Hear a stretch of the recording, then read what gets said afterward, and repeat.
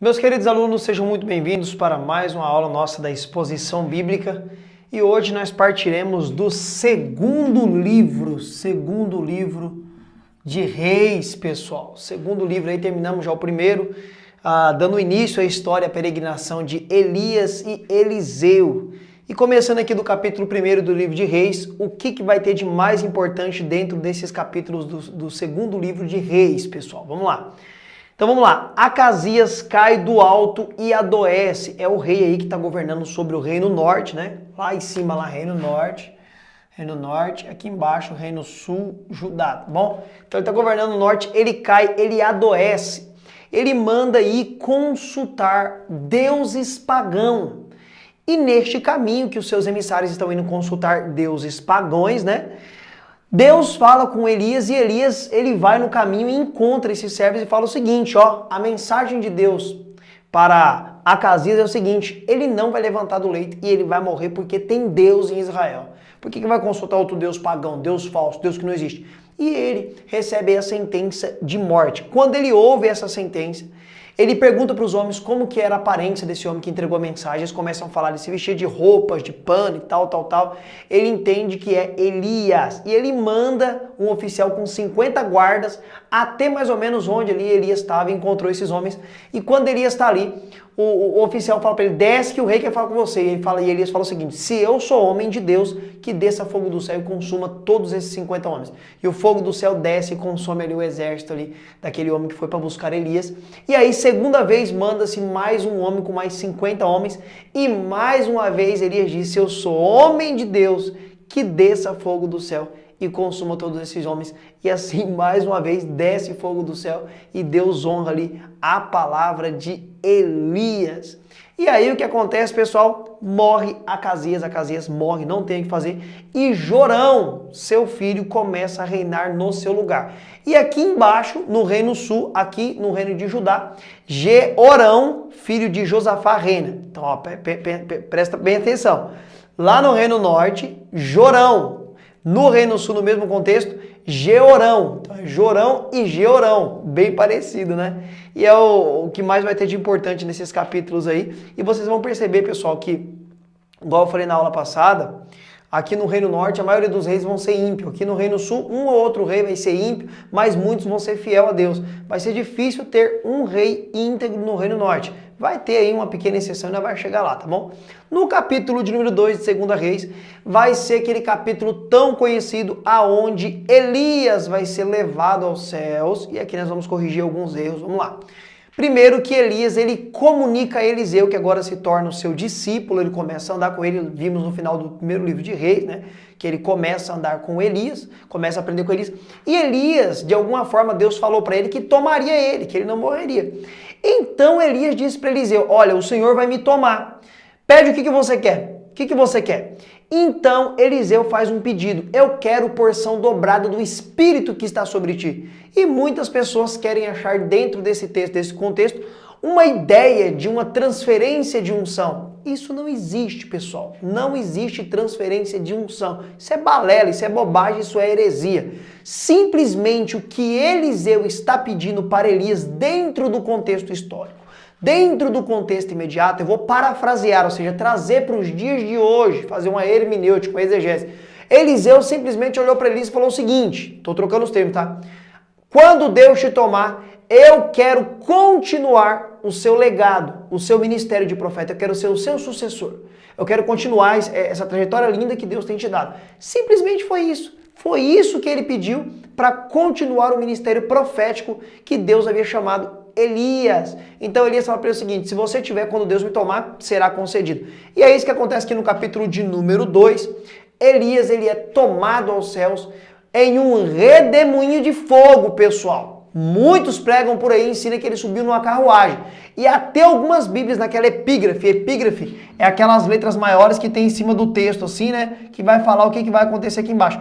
Em algumas Bíblias vem falando que realmente ele subiu na carruagem de fogo. Mas quando você vai ler o texto, a Bíblia, lembrando que isso daqui, pessoal, epígrafe, aquela letra maior preta, né, que está na nossa Bíblia ali, não está no original. Aquilo ali é só o teólogo que traduziu a Bíblia, coloca ali para você entender o que aconteceu embaixo. Isso aqui não está no original. É que isso daqui que Deus tem compromisso. Isso daqui ele não tem não com a epígrafe.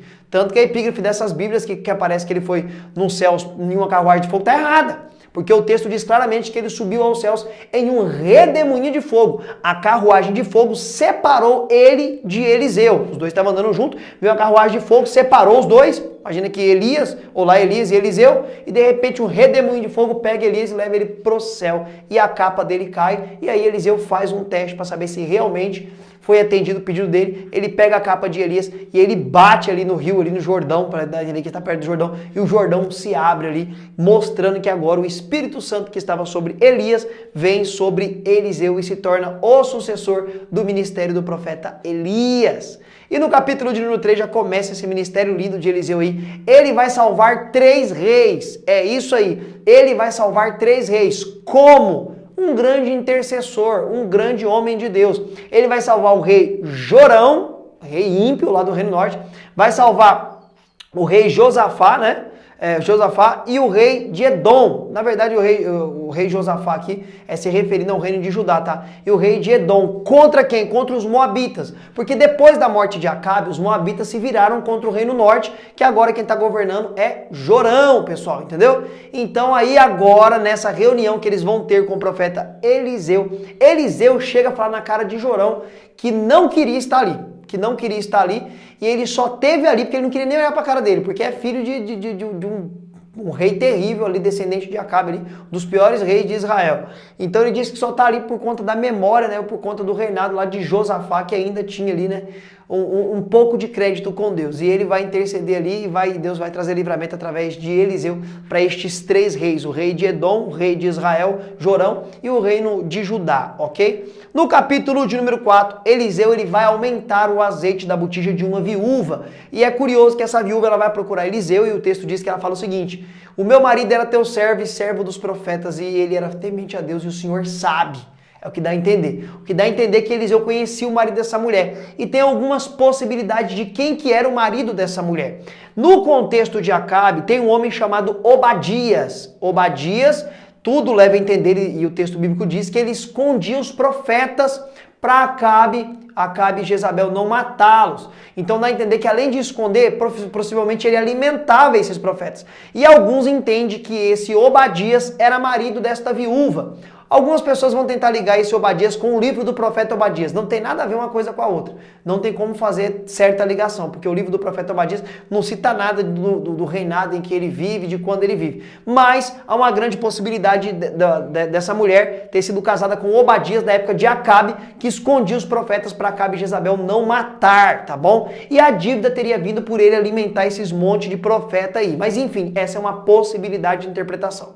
E aí ele vai falar para ela o seguinte: vai nas suas vizinhas, pega vasilhas e leva para dentro de casa, o que você tem lá, que só tem uma botija de azeite, começa a jogar azeite na botija. E o milagre ali da multiplicação acontece dentro da casa daquela mulher. Ela paga toda a sua dívida, porque se não pagasse os filhos seriam levados escravo, e ela vive do resto ali, é o que vai ensinar o contexto. Ainda no capítulo de número 4 vai ter a Sunamita, uma mulher que via o profeta Eliseu peregrinando por aquelas regiões e sabia que ele era homem de Deus, então ela fez uma estalagem, uma espécie de um cômodo, de um quartinho, para o profeta se hospedar quando estivesse por ali. E ele, sabendo que essa mulher já tinha uma certa idade, não tinha filhos, ele profetiza que ela teria um filho. E ela teve este filho, porque este Eliseu era homem de Deus. É assim que os profetas de Deus falou, acontece, pessoal.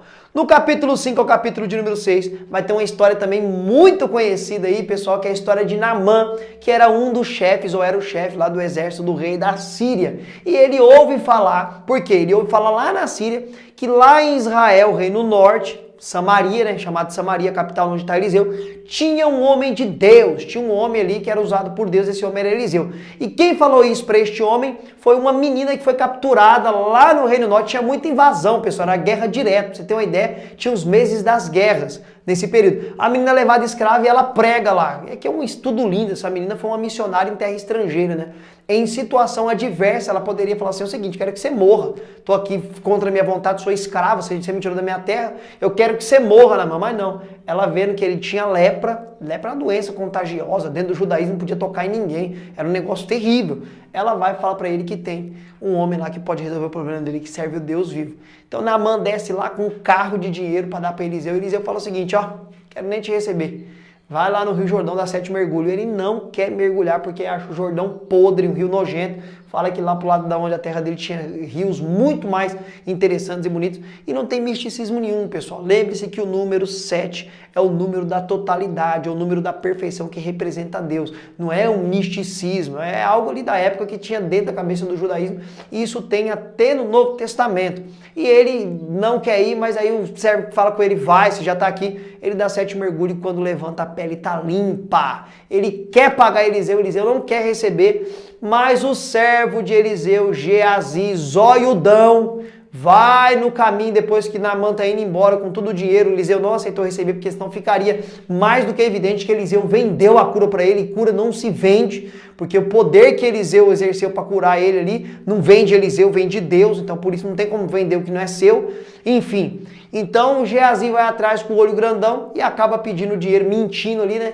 E aí Eliseu fala para ele quando ele volta, você pensa que o meu espírito não foi contigo quando você foi? Ou seja, você acha que eu não sei de onde você foi? Você fez o que era ruim para você, porque você seria o meu sucessor. Olha só, Geazi seria profeta no lugar de Eliseu, mas agora a lepra que estava na mão vai vir sobre você. E Geazi ficou leproso. Dentro ainda do capítulo 5 ao capítulo 6, vai ter outro período inusitado. Eliseu está na beira de um rio com alguns homens trabalhando, cortando lenha. Alguns vão dizer que aqui vai ser começado a construir a escola de profetas. Teve uma escola de profetas no antigo Israel e alguns falam que é aqui que está começando a ser construída por Eliseu. Não se sabe, é especulatório. Mas o machado de um homem cai na água ali, a parte do ferro, e não era dele, ele ficou com problemas, com medo, e agora o que eu vou fazer? Eu vou ter que pagar. Eliseu ora ali, estende as mãos e o machado flutua, pessoal, mais um milagre. E ainda dentro do capítulo 5 a capítulo 6, Eliseu, ele adivinha o pensamento e a intenção do desejo do coração do rei da Síria, pessoal. Ele consegue adivinhar os pensamentos ali estratégicos e consegue prever e assim consegue escapar e ajudar o rei aqui do país, que ele vive mesmo não concordando, né, que esse rei pagão, mas ele ainda ajuda. E dentro desse capítulo aqui, Samaria é cercada. Isso daqui é um contexto muito complicado, porque a Samaria era uma cidade, né? Samaria é praticamente a capital lá do Reino Norte. Então ela tá aqui, ela foi cercada e não tinha para onde sair. O povo estava trancado aqui dentro. Era uma das estratégias que os inimigos faziam naquela época. Cercava a cidade, ninguém saiu, o povo morria de fome. E então, pessoal, nesse período aqui a fome foi tão grande que teve judeus que começou a fazer o canibalismo. Teve mulher que num dia assou o filho dela para comer com todo mundo ali, no outro dia queria assar o filho da outra mulher. Olha o nível que chegou esse cerco aqui em Israel. Era vendido uma cabeça de jumento, que nem animal para comer, por muito dinheiro mesmo. Era vendido até esterco de pombo, para eles comer, pessoal, de tão grave que estava a situação. E Eliseu, ele vai aí no capítulo 7, capítulo de número 8, ele vai ser chamado para profetizar. Ele chama o músico. Eliseu tinha um jeito diferente para profetizar, ele gostava que trouxesse um músico para tocar ali, né? O termo que vai aparecer na Bíblia é tangedor de harpa, o tangedor, né? Que tange algum instrumento de corda. Enquanto ele tocava, Eliseu profetizava. É isso que vai acontecer aqui do 7 a 8. Ele vai profetizar fartura. E um dos líderes da guarda fala o seguinte, mas de jeito nenhum vai ter comida aqui amanhã, impossível, não tem como, mas nem se Deus abrir a janela dos céus. Eliseu fala assim, você vai ouvir, vai quase ver, mas não vai comer, porque foi incrédulo. E aí no capítulo 7 a 8, ainda o que vai acontecer? 4 leprosos que estavam passando de fome, perto ali de Samaria, querendo entrar na cidade, não podia entrar. Eles não tinham mais o que fazer, era leproso, podia ter contato com ninguém. Samaria tinha morte, não tinha comida. Eles falam o seguinte, vamos para o arraial dos inimigos, o que pode acontecer? Já estamos para morrer mesmo? Lá vai os 4 leprosos para o arraial aqui do inimigo que está cercando aqui, né? O rei da Síria que está cercando aqui Samaria, lá vai eles. Mas lá do outro lado do arraial, o passo daqueles 4 leprosos ali, Deus fez chegar como um barulho de muitos carros e cavalos, uma grande tropa, um grande exército. E lá do outro lado, quando eles ouviram os passos que Deus fez chegar como um barulho de multidão, zarparam, ó, perna para quem a gente quer, o exército deixou tudo para trás, deixou comida, deixou cabana, deixou roupa, deixou tudo. Os leprosos foi lá, se fartou, comeu, alegrou e voltou e deu notícia lá dentro lá de Samaria. Aí os portões se abriu, o povo correu para conseguir pegar comida e água. E este homem que duvidou da profecia de Eliseu foi praticamente atropelado e pisoteado e morreu. Ouviu da notícia, ficou sabendo da providência de Deus, mas conforme o profeta falou, por ele ter duvidado, não participou de nada disso. Agora vai começar, pessoal, aqui dentro do livro de 2 Reis, falar sobre uma série de reis. O rei que um que governou no norte ou no sul, um no norte ou no sul, né? Ou Samaria ou Judá. E vai falar aleatoriamente. Então vamos lá. Aí no capítulo de número 9, capítulo de número 10, Eliseu manda ungir Jeú rei. Ele manda ungir Jeú rei. Por quê? Porque Jorão ali veio da descendência de Acabe, é um rei mau, um rei profano, e ama os deuses lá da mãe dele, Jezabel, enfim, só quer saber de idolatria. Então Eliseu manda ungir Jeú rei, e Jeú agora ungido rei, ele mata, pessoal, ele mata Jorão, e ele mata Jezabel, pessoal. Jezabel é jogada da janela, aquela profetisa macumbeira, miserável da Jezabel, ela é jogada da janela. E Jeú, ele extermina toda a casa de Acabe.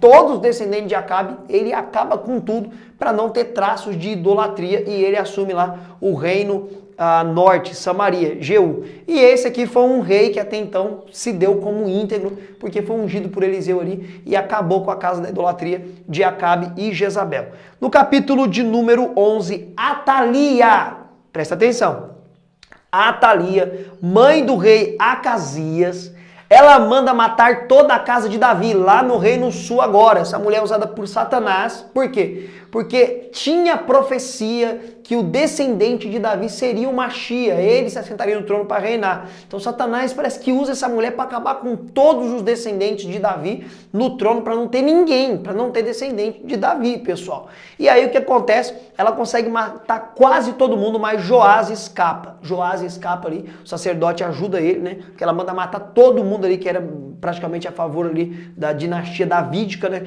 Então Joás ele consegue escapar e é ungido rei por Joiada, o sacerdote. O sacerdote consegue fugir com o rapaz ali e unge ele rei. E Joás fica fugido aí um tempinho aí para não ser assassinado. No capítulo 12 a capítulo 13, Joás manda reparar o templo. Agora ele já assume, né? Já passou a época já de Atalia. Ele assume, ele manda reparar o templo por conta da idolatria também, que se entrou por dentro do templo. Ainda teve rei aqui no sul, pessoal, que foi bem idólatra também, tem imagem dentro do santuário que Salomão edificou para Deus.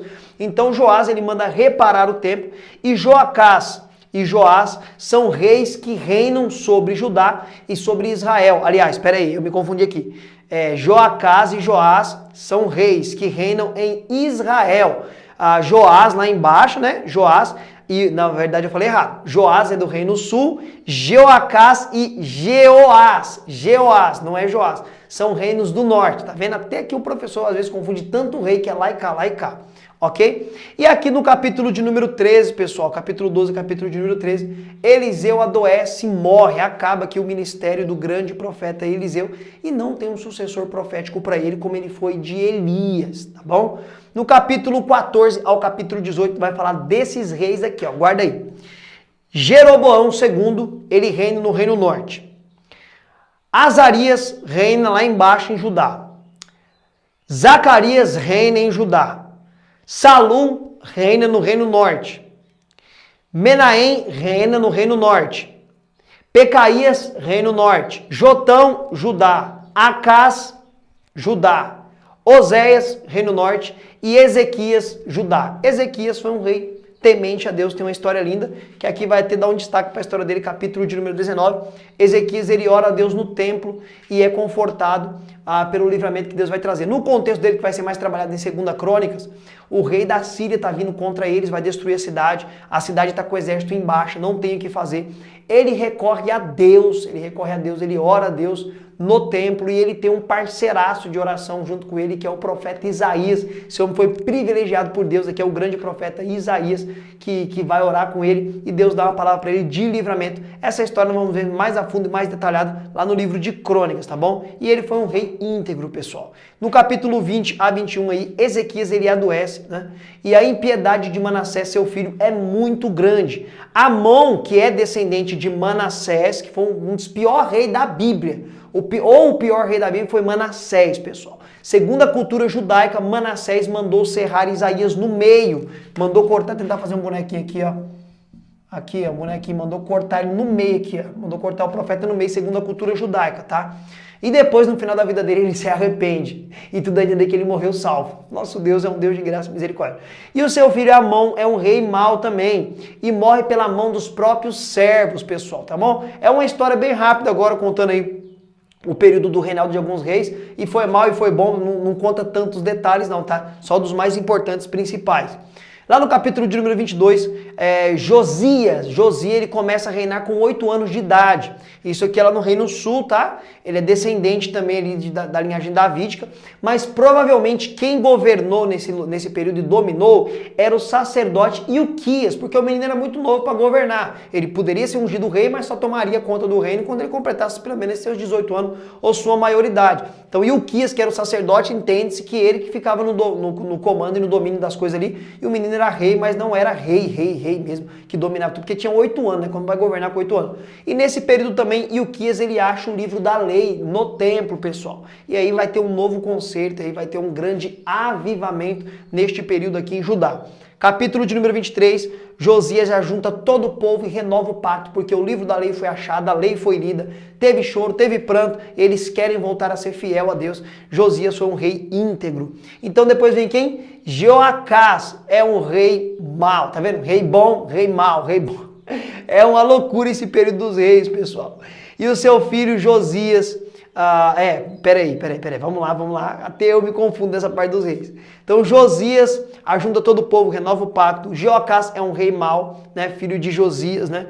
E o que vai acontecer? Ele é levado cativo para o Egito, pessoal. Jeoacás é levado cativo, preso para o Egito, por Faraó Neco. Isso daí tem até na história do Egito, pessoal, isso daqui é muito importante. Faraó Neco leva ele, escravo, para o Egito, porque não queria pagar tributo, não queria ser a favor. E Faraó Neco deixa o seu filho dominando lá em Judá. E o filho de Jeoacás é Joaquim. E Joaquim, pessoal, é muito importante você prestar atenção agora nessa parte aqui da história, porque também não vai tratar em 2 Crônicas.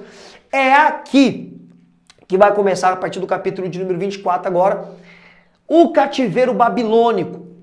A nação de Israel, lá embaixo em Judá, eles foram levados e ficaram 70 anos na Babilônia. E é aqui que começa o cativeiro babilônico. Lá em cima no Reino Norte, já caiu. Agora nós não vamos ficar sabendo mais disso daqui. Logo depois do cerco lá de Eliseu lá, que Deus livrou, que é o rei da Síria, em 722 a.C., o rei da Assíria vai vir em Samaria e vai sitiar a cidade de novo, vai arrebentar com tudo, vai escravizar o povo, levar um monte de gente lá para a Síria. E é aqui, nesse período de 722 para frente, que assírios vão ter relação com as judias que moravam aqui, Reino Norte, das 10 tribos, e vai dar origem ao samaritano. Então, o samaritano é um povo misturado. É judeu misturado com assírio, pessoal. Judeus misturados com assírio. O reino aqui caiu. Não vai mais falar do Reino Norte agora. Agora, no Reino Sul, é a vez deles cair. Deus deu quase 200 anos para o Reino Sul se arrepender dos seus erros e dos seus pecados. Tinha rei bom, rei mau, rei bom e rei mau. Aqui a maioria foi só rei mau, com exceção de Jeú, ok? E algum outro que ele foi temente a Deus por um período de tempo, mas depois se extraviava. Então eles não aprenderam, agora eles vão cair. E aqui vai ter 3 levas. E essa leva aqui vai ser, ou seja, 3 invasões. Essa invasão aqui que vai começar a acontecer aqui é a principal. Então no 24 é o princípio do cativeiro babilônico. No capítulo de número 25, agora o descendente de Joaquim, Zedequias, ele é levado escravo para a Babilônia. E é nessa invasão aqui que Nabucodonosor, ele vem em Jerusalém, destrói o templo de Salomão, os vasos são levados lá para a Babilônia. Esse mesmo período aqui, pessoal, é o período do profeta Ezequias. Ezequiel, é o período do profeta Ezequiel, é o período do profeta Jeremias, é o período do profeta Daniel, é tudo nesse período aqui que está se passando. Eles estão profetizando, mas no livro deles vai remontar isso daqui também, mas é tudo nesse período. Então Zedequias, ele é levado para a Babilônia, ele vê os seus filhos ser mortos na frente dele e os seus olhos são arrancados e ele se torna escravo. E tudo isso aconteceu por volta de 586 ou 587 antes de Cristo, pessoal. Isso aqui foi o cativeiro babilônico, ok? E aqui acaba-se a história dos reinados em Judá. Em cima caiu em 722 e embaixo 586 a 585. Alguns põem 585 a 587 com esses 2 anos aí para não saber a datação correta, tá bom? E assim termina o nosso livro de 2 Reis no capítulo 25. E eu te aguardo para as nossas próximas aulas aí, continuando a exposição de toda a Bíblia. Até lá, com a graça de Cristo Jesus.